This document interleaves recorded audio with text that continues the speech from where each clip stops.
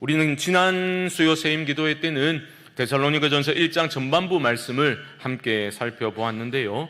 오늘은 1장 후반부 말씀을 좀 집중해서 살펴보고자 합니다. 좀 기억을 더듬어 보시면 좋겠는데요. 사도 바울이 이 데살로니가 교회 성도들을 생각할 때 그의 마음은 미안한 마음이 컸습니다. 왜 미안했습니까? 데살로니가에 어렵게 들어가서 교회를 세웠습니다. 목회를 하던 중에 그 유대인들로 구성된 그 대적자들이 너무 심하게 박해를 했기 때문에 정말 어쩔 수 없이 살기 위해서 설립된 지 얼마 되지도 않는 교회를 두고서 바울이 도망쳐 나왔기 때문입니다. 그 어린 교회를 두고 목회자가 떠났으니 얼마나 마음이 미안했겠습니까? 그래서 너무 마음이 쓰여서 떠난 후에도 다시 데살로니가로 가보고자 바울이 시도를 했었습니다. 그런데 길이 열리지를 않았던 거예요. 너무 미안한 마음과 또 염려되는 마음이 커서 이제 디모데를 보내게 되는데, 오랜 기간이 지난 후에 디모데가 와서 전해준 소식이 무엇이었습니까? 목회자의 염려와는 달리, 그렇죠? 그 데살로니가 교회 성도들이 너무 신실하게 믿음을 잘 지켜 나가고 있었던 겁니다. 그 바울이 얼마나 기뻤겠습니까? 너무너무 기뻐가지고 그가 이 데살로니가 성도들을 향해서 편지를 써내려 감에 있어 기쁨과 감사와 흥분을 감추지 못하며 편지를 써내려 가고 있는 거죠. 그래서 우리가 지난번에 살펴보았듯이 전반부의 인사말을 보게 되면 계속해서 감사합니다, 하나님 감사합니다, 감사의 기도가 끊이지 않는 것을 발견하게 됩니다. 무엇이 그리 감사했습니까? 성도들 때문에 감사했습니다. 특별히 그 감사의 이유를 세 가지 말하는데요. 1장 3절에서 이렇게 말하고 있죠. 1장 3절 보시면 너희의 믿음의 역사와 사랑의 수고와 우리 주 예수 그리스도에 대한 소망의 인내를 우리 하나님 아버지 앞에서 끊임없이 기억함이니. 바울이 이것을 끊임없이 기억하면서 감사하고 있는 거예요. 믿음, 소망, 사랑. 이 세 가지 요소를 성도들이 잘 보여주고 있었기 때문에 너무너무 감사하고 있는 겁니다. 이런 신실한 성도의 삶이 어떻게 가능했습니까? 그들 안에 확신이 있었기 때문입니다. 확신이 있어야 돼요. 신앙생활에는 확신이 있어야 합니다. 어떤 확신이 있었습니까? 내가 하나님의 사랑을 받은 사람이라는, 내가 지금 하나님의 사랑을 받고 있는 존귀한 성도요 자녀라는 확신이 있어야만 하는 겁니다. 우리는 하나님의 사랑을 받고 있는 그러한 거룩한 공동체다라는 확신이 그들 안에 있었습니다. 그렇기 때문에 그들은 환난 중에도 믿음을 지키며 성장해 나갈 수 있었다라는 거죠. 여러분 들어보셨을 텐데요. 사람이 감출 수 없는 게 세 가지 있다고 하죠. 뭔지 아십니까? 우리 중고등부 오늘 많이 왔는데 중고등부 감출 수 없는 것 세 가지. 재채기와 가난과 나머지 하나는 뭘까요? 예수님, 아무 때나 예수님 가면 안 되고 사랑입니다. 감출 수 없는 게 사랑. 세 가지 있다고 해요. 재채기, 가난, 사랑. 이 세 가지를 감추지 못한다라는 말이 있습니다. 특별히 하나님의 사랑을, 그 참된 사랑을 경험하게 되면 그 사랑은 그냥 개념에 머물 수가 없습니다. 그 사랑이 임하면 그냥 내 안에 머물 수가 없게 되죠. 반드시 내 삶 속에서 감추려고 해도 드러날 수밖에 없습니다. 하나님의 사랑은 그런 겁니다. 드러나게 되니까 소문이 나는 거예요. 와, 저 집사님 완전 달라졌어. 좋은 쪽으로 완전 달라졌어. 예수님의 사랑이 충만하면 그런 소문이 나게 되는 거죠. 여러분, 소문은 그 근거가 확실할 때 퍼져나가는 것을 막을 수가 없습니다. 식당이 새롭게 오픈하게 되면 블로그 같은 사람들, 인플루언서들 이렇게 고용해가지고 돈을 주고 식당 소문을 잘 내보려고 애를 쓰기도 하죠. 그런데 그 식당이 음식 맛이 정말 있고 무엇인가 특별한 게 있다면 모를까, 그런 식으로 소문내는 것은 그리 오래 가지를 못할 겁니다. 하지만 정말 좋은 식당이라면, 특별한 것이 있다면 그것은 막으려고 해도 입소문을 타고 퍼져나갈 수밖에 없는 거죠. 여러분, 혹시 어떤 소문의 주인공이 되어보신 경험이 있으십니까? 좀 황당한 소문에 연루된 그런 경험이 혹시 있으십니까? 저희 더운데 교회에 나오셨으니 제가 재밌는 얘기 하나 해드릴게요. 제가 결혼을 하고, 제가 2000년에 결혼했는데, 결혼하던 해에 제가 사역을 시작했습니다. 신대원 2학년 때부터 이제 사역을 시작했는데, 제가 그때 28살, 제 아내가 27살이었습니다. 지금도 좋지만 그때 참 좋을 때였죠. 첫 사역을 했어요. 그런데 제가 교육전사를 사역을 시작했는데 몇 달 지나지 않아서 이제 청년들과 많이 친해지고 막 그러다 보니까 청년들이 재밌는 얘기를 하나 해드리겠다 하면서 전도사님 우리 교회에 부임하고서 잠깐 동안 이상한 소문이 있었다는 거예요. 그 내가 뭔데? 이렇게 물어보니까 한다는 얘기가, 교육 전도사님의 사모님이 벙어리라는 소문이 교회에 돌았던 거예요. 잠시 동안.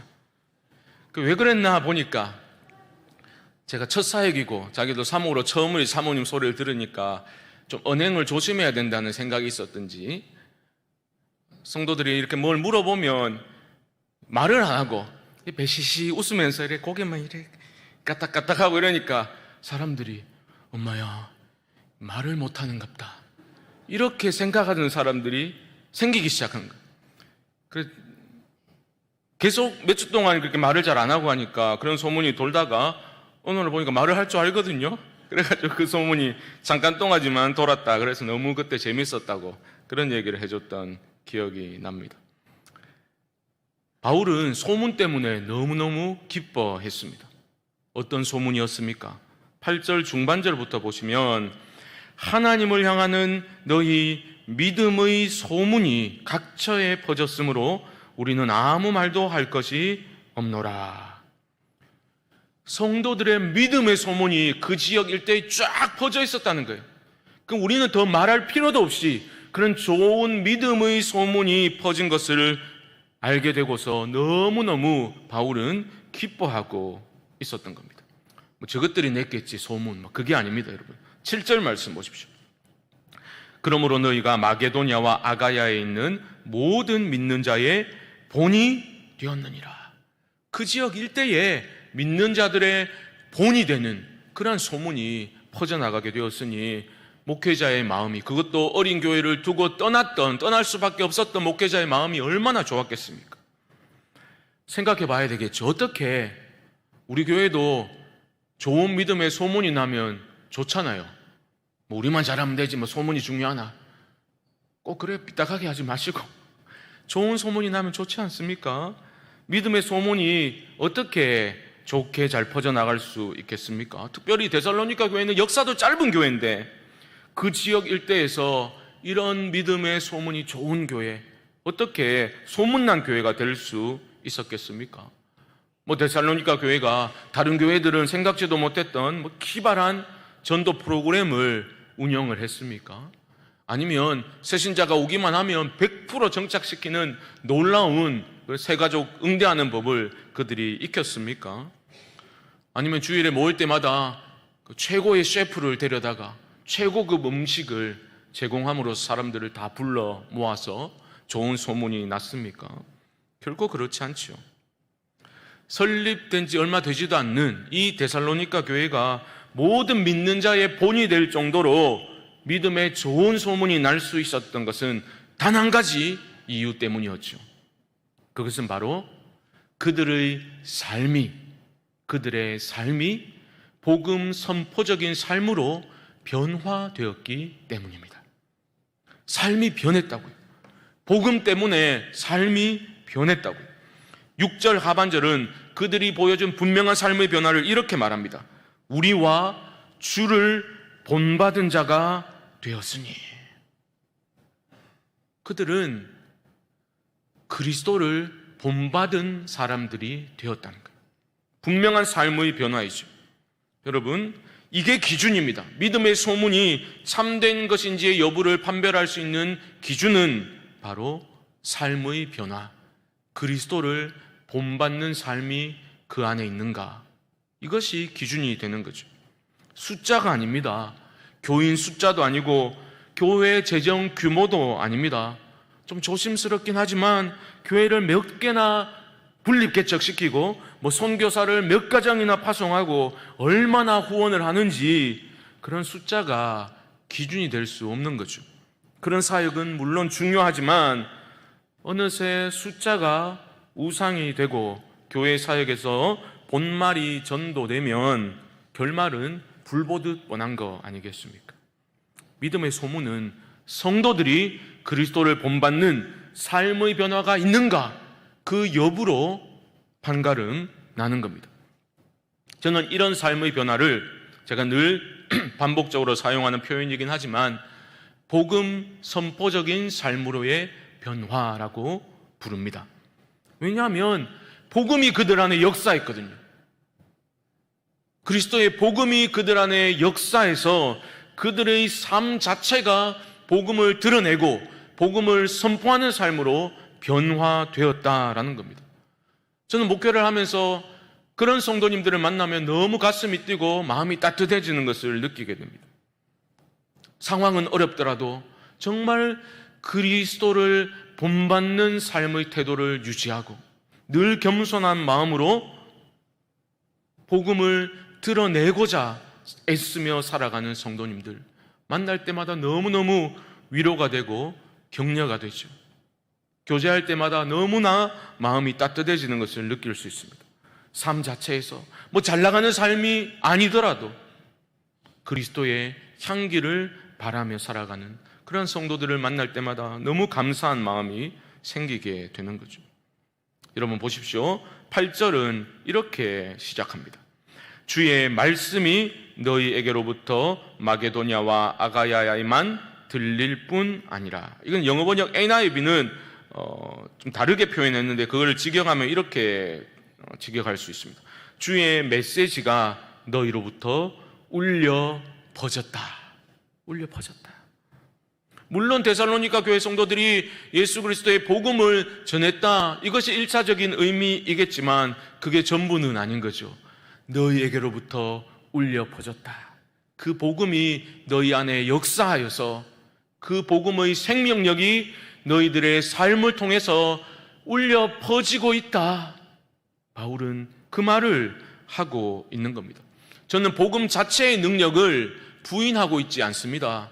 하지만 그 복음의 생명력이, 그 복음이 내 안에 녹아들어서 내 삶 속에서 능력으로 드러나게 된다면 복음의 폭발적인 능력이 나타나게 되겠다. 그런 소망을 갖게 되는 거죠. 이 지점에서 우리는 스스로에게 질문을 던져보아야 할 것입니다. 사람들은 나의 삶을 보면서 무엇을, 아니 누구를 보게 될까? 두렵지만 반드시 질문을 던져보아야 할 것입니다. 나를 보면서 다른 사람들은 예수님을 발견하는가? 질문해 보아야 하겠죠. 저 인간이 교회 다녔나? 그러니까 나는 교회 절대로 안 가지. 이런 말 들으면 곤란하지 않겠습니까? 물론 그럴 때에 이렇게 말할 수도 있습니다. 물론 그렇지, 교회는 참 문제 많은 사람들이, 위선자들이 모인 곳이지. 그러니까 니도 꼭 와야 돼. 그러니까 니도 꼭 와야 돼. 다른 측면에서는 그런 권면도 가능할 겁니다. 내 삶이 완벽해야 복음을 전할 수 있다, 저는 그런 말씀 드리는 게 아닙니다. 그렇다면 우리는 일평생 입도 뻥끗하지 못할 것 아닙니까? 우리의 삶이 온전치 못하더라도, 연약하고 흔들리고 쓰러지더라도 우리 삶에는 그리스도를 닮고자 하는 몸부림과 그리스도를 닮아가는 그러한 변화가 반드시 있어야만 하는 것입니다. 우리가 수십 년 교회를 출입하면서도 이러한 변화가 없다면 그것은 심각한 문제가 아닐 수 없습니다. 아이고, 나는 먹고 살기도 너무 힘들고 속 시끄럽고 어려운 일들도 너무 많으니 내가 주일에 한번 교회에 나오는 것만 해도 정말 칭찬받아 마땅하다. 이런 식으로 자신의 변화 없는 삶을 정당화하려고 들면 곤란하지 않겠습니까? 데살로니가 교회 성도들을 보십시오. 그들의 삶이 평탄했습니까? 그들은 먹고 살기 편해가지고 아무 어려움이 없어서 이런 믿음의 소문이 났고 그리스도를 본받는 성숙의 변화가 있었습니까? 그렇지 않죠. 그렇지 않습니다. 그들은 환난 가운데 있었다고요. 환난 가운데 있었습니다. 그런데도 복음이 그들의 삶 속에서 역사하고 있었던 거죠. 그러한 복음 선포적인 삶은 어떻게 가능했겠습니까? 이게 중요한데요, 여러분. 6절 말씀 한번 보시죠. 6절 우리 함께 한번 읽어볼까요? 시작. 또 너희는 많은 환난 가운데서 성령의 기쁨으로 말씀을 받아 우리와 주를 본받은 자가 되었으니 아멘. 그리스도를 본받을 수 있었던 이유가 뭐라고요?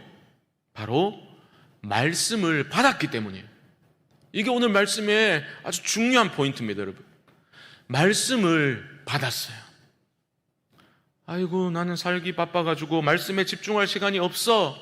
이러시면 절대 안 되는 거예요. 그들은 편안한 상황에서 할 일이 없어가지고 말씀을 받은 게 아닙니다. 뭐라고 말합니까? 너희는 많은 환난 가운데서라고 말하고 있잖아요. 큰 환난을 그들은 예수 믿는다는 이유 때문에 겪고 있었습니다. 그럼에도 불구하고 그들은 말씀을 받았습니다. 하나님의 말씀으로 받았습니다. 하나님 말씀을 우리가 붙들면 하나님의 강한 손이 우리의 삶을 붙들어 주실 거야 라는 그 믿음이 그들에게 있었던 겁니다.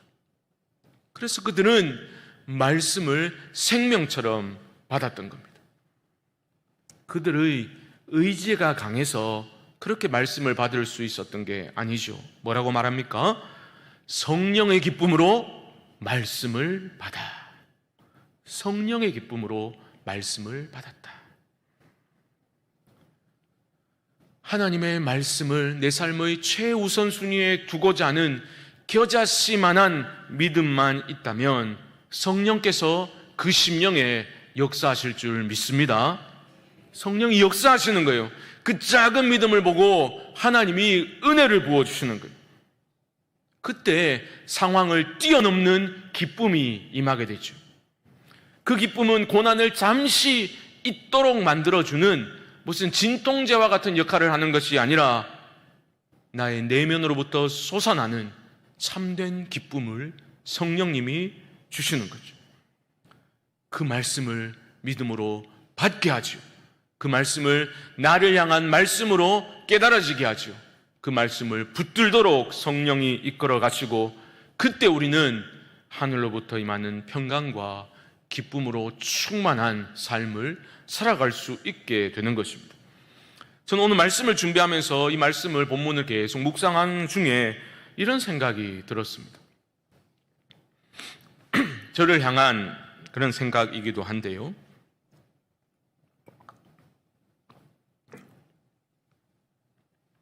우리가 너무 편안하고 안정된 삶이 은혜의 전부인 것처럼 스스로를 속이고 살아가고 있구나, 그런 생각하겠어요. 참 아프게 다가왔습니다. 우리 너무 편안하고 안정된 삶이어야만 딱 거기까지만 은혜를 생각하는 거죠. 그 삶에 문제가 없고 먹고 살만하고 자식들 별 문제 안 부리고 그러면 아이고 이게 은혜지, 거기에 딱 멈추고 있는 거죠. 어쩌면 데살로니가 교회 성도들이 큰 환난 중에 있었기 때문에 더 강력한 성령의 임재와 성령의 기쁨을 누릴 수 있었던 것이 아닐까, 그런 생각을 하게 되는 거죠. 사도행전을 보십시오. 오순절 성령 강림 사건 후에 제자들은 급변하였죠. 목숨을 부지하기 위해서 스승님을 부인하고 뿔뿔이 흩어졌던 이들이 이제는 목숨을 내놓고서 예수를 자랑하고 예수의 복음을 선포했습니다. 두려움에 벌벌 떨던 그 겁쟁이들이 이제는 그 배신자들이 사자처럼 용맹해져서 담대하게 복음을 전했습니다. 세상과 싸웠습니다. 예수 생명의 복음을 전하다가 잡혀가서 흠신 두들겨 맞고서 노임받을 때 그들은 예수 믿는데 왜 나에게 이런 고난을 주시나 원망불평하며 위축된 것이 아니라 우리가 무엇이길래 예수 이름 때문에 몇가지 맞고 이런 영광을 누리게 하시나 그들은 기뻐하며 돌아갔다라고 누가는 증언하고 있습니다. 우리는 너무 쉽게 상처받았다 이런 말을 하면서 신앙생활을 하지요. 물론 상처를 주고받는 것은 아름다운 일은 아닙니다. 하지만 생각해 볼 필요가 있습니다. 나는 예수님 때문에 받은 상처와 흔적이 있는가? 그리스도인으로 바로 살고자, 세상 속에서 그리스도인으로 살아가고자 희생을 감당했던 적이 나에게는 있는가? 주를 위해서 기꺼이 손해도 감수하고 참고 인내하고 희생함으로써 그때 환난 중에 부어주시는 성령께서 주시는 참된 기쁨으로 내면이 충만히 채워졌던 그런 경험이 나에게는 있는가? 이후로는 누구든지 나를 괴롭게 하지 말라. 내가 내 몸에 예수의 흔적을 지니고 있노라. 스티그마타, 복수형이 흔적들, 마커스, 찬양팀 이름도 있지만 흔적이 나에겐 있는가? 그저 인생 편하게만 살고자 하는 이들은 편안함과 안락함이 은혜의 전부인 줄 아는 사람은 결코 성령의 충만한 기쁨을 누릴 수 없는 거죠. 고생을 사서 하시라 그런 뜻이 아닙니다. 복음 안에서 우리가 때로는 모험하는 삶을 살 수 있어야죠. 안주의 울타리를 벗어나는 삶을 추구해야죠. 내가 원치는 않더라도 나는 두려운데 성령께서 나를 그곳에 이끌어 가실 때, 그 자리로 나를 데려가실 때 순종하는 삶을 살 수 있어야죠. 그때 성도의 살아있음과 성령이 부어주시는 충만한 기쁨을 우리는 누릴 수 있게 되는 것 아니겠습니까? 사랑하는 성광의 성도 여러분, 꼭 기억하십시오. 성령의 임재는 우리를 황홀경으로 이끌어가는 것이 결코 아닙니다. 성령의 임재는 우리를 진리의 말씀 가운데로 이끌어가는 거죠. 그 말씀을 묵상할 때 나를 향한 하나님의 그 사랑을 감당할 수 없는 그 은혜가 깨달아지게 되고, 그때 우리의 내면에서는 기쁨이 솟아나게 되는 겁니다. 그 기쁨이 있어야 돼요. 기쁨이 사람을 변화시킨다고요. 기쁨과 생명력 넘치는 그 에너지가 나의 삶을, 내 말투를, 내 언행을 바꾸어 나가기 시작하는 겁니다. 결국은 점점 더 그리스도를 닮아가는 삶의 변화가 나타나게 되는 거죠. 다시 한번 질문을 드립니다. 우리의 모습은 어떠합니까? 사람들은 내 삶의 모습을 보고, 교회 안에서가 아니라 교회 밖에서 일상의 삶의 내 모습을 보고서 눈에 보이지 않는 하나님을 보고 있습니까? 내 삶 속에는 그리스도의 향기가 은은히 퍼져나가고 있습니까? 우리 모두에게 이런 복된 삶의 변화가 일어날 수 있게 되기를 주님의 이름으로 축복합니다. 데살로니가 교회 성도들의 믿음의 소문은 헛소문이 아니었습니다. 분명한 복음으로 인한 분명한 삶의 변화가 있었습니다. 복음이 들어가자 복음이 능력으로 역사하였고, 그들은 구체적인 삶의 변화, 모두가 알 수밖에 없는, 감출 수 없는 삶의 변화가 일어나게 되었습니다. 첫 번째가 무엇입니까? 그들은 9절로 10절 말씀을 보시면 그들은 먼저 하나님께로 돌아왔습니다. 하나님께로 돌아왔어요. 그런데 중요한 것은 뭐냐? 하나님께 그냥 돌이키는 게 아니에요. 여러분, 하나님께 그냥 돌이키는 게 아닙니다. 9절 하반절을 보시면 이렇게 말하죠. 어떻게 우상을 버리고 하나님께로 돌아와서 라고 말합니다. 여러분, 이건 너무너무 중요한 겁니다. 우리는 하나님 나를 받아주셔서, 물론 그렇게 기도할 수 있죠. 하지만 하나님께 돌이킬 때, 돌이켜 회개할 때 뭘 해야 됩니까? 우상을 버리고 하나님께로 돌아가는 겁니다. 여러분, 삶에 만족이 없고 늘 불안과 염려에 시달리며 살아가는 것은 하나님의 자녀들이 살아야 할 삶의 모습이 전혀 아니지요. 우리 삶의 무너짐은 대부분 하나님의 관계가 무너져 있기 때문입니다. 어떻게 해야 되겠습니까? 하나님께로 돌이켜야 되죠. 그냥 돌이키는 게 아닙니다. 여러분 삶의 우상들을 버리고 돌이키셔야 하는 겁니다. 내 안에 있는 우상을 버리고 하나님께로 돌이키셔야 하는 거예요. 그때 회복이 있는 겁니다. 야곱을 보십시오. 이제 살만하다라고 생각했을 때 절체절명의 위기를 겪게 되었습니다. 딸이 성폭행을 당하고 복수를 했다가 온 가족이 진멸당하게 될 위기에 처해 있었죠. 그때 하나님이 주신 명령이 무엇이었습니까? 베델로 올라가라. 베델로 올라가라. 베델이 어떤 곳이었습니까?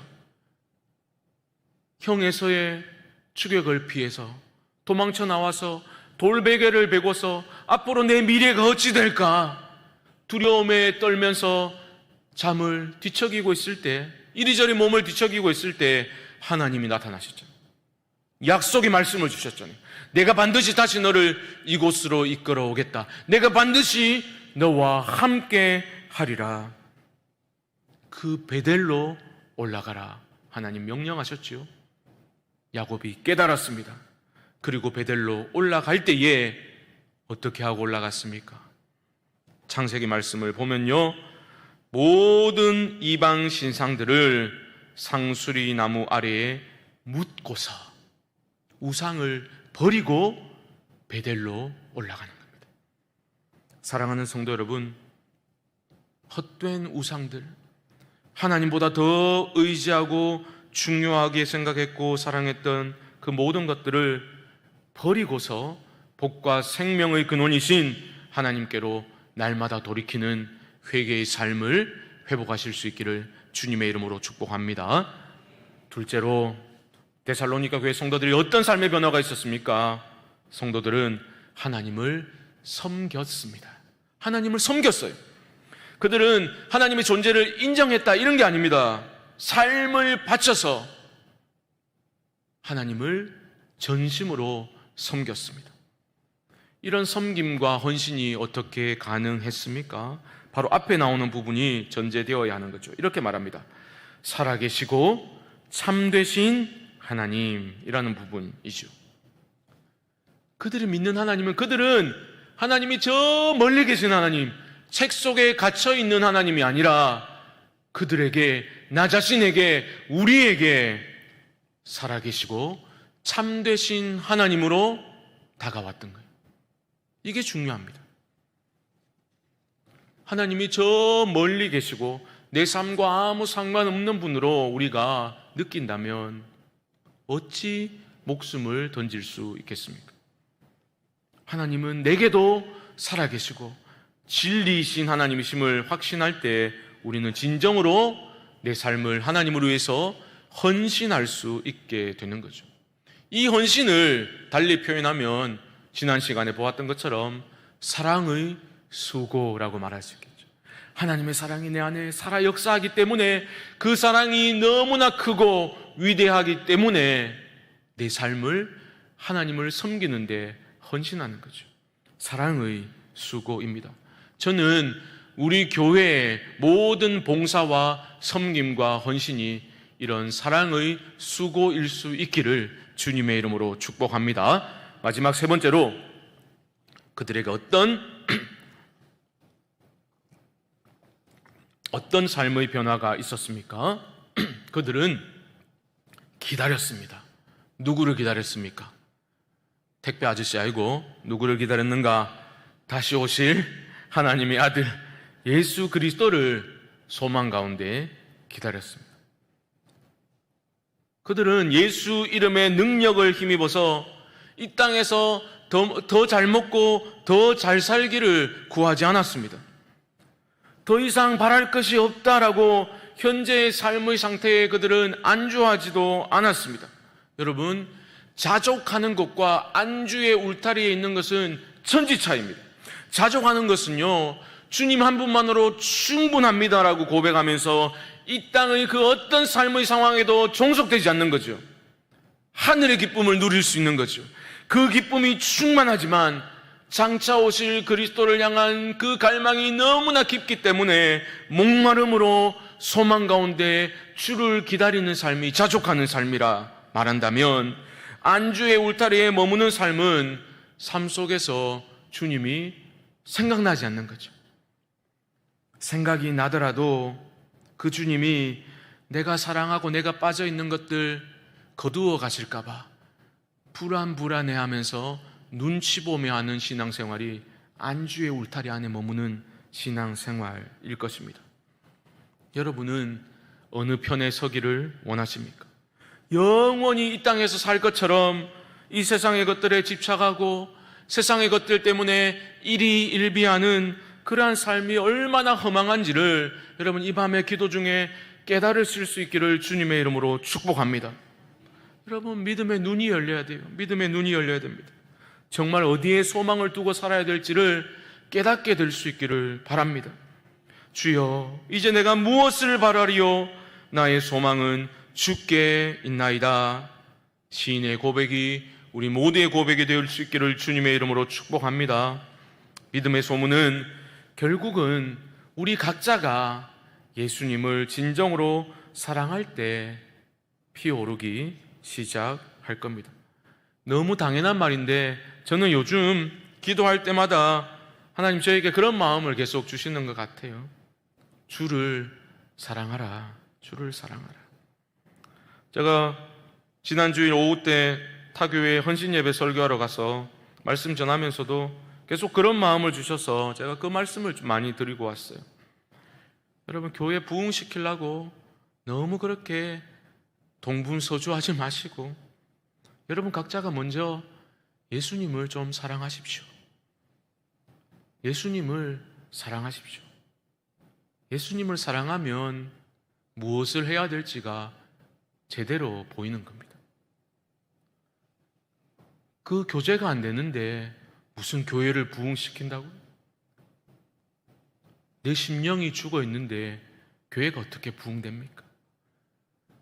내가 예수의 이름을 불러도 마음에 아무런 변동이 없는데, 그 어떤 변화도 없는데, 찡하지도 않는데 무슨 교회가 부흥됩니까?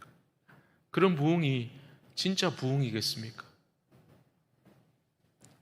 예수님을 우리 각자가 사랑해야 돼요. 예수님을 사랑하면 길이 보이는 겁니다. 그 사랑을 체험적으로 확신할 때 우리 내면이 정화되기 시작합니다. 무엇을 버려야 할지, 이것들이 헛된 것들인지를 그때 예수의 사랑이 내 안에 충만할 때 보이는 거예요. 분별력이 생기는 거예요. 성령의 기쁨과 확신으로 채워지게 됩니다. 그때 우리의 삶이 복음적으로 변해가기 시작하는 것입니다. 그 사랑이 내 안에 살아 역사할 때 억지로 강요받아서 하는 봉사와 섬김이 아니라 진정한 사랑의 수고로서 헌신이 일어나게 될 줄 믿습니다. 우리 성광교회가 이런 믿음의 소문이 날 수 있는 그런 교회 되기를 우리가 함께 꿈꾸고 나 자신부터 예수를 사랑하고 주의 말씀을 성령의 기쁨 가운데 하나님의 말씀으로 받아서 그 말씀이 내 마음을, 내 삶을 다스려 주시기를 이 밤에 그것만을 놓고 간절히 기도하는 우리 모두가 될 수 있기를 주님의 이름으로 간절히 축원드립니다.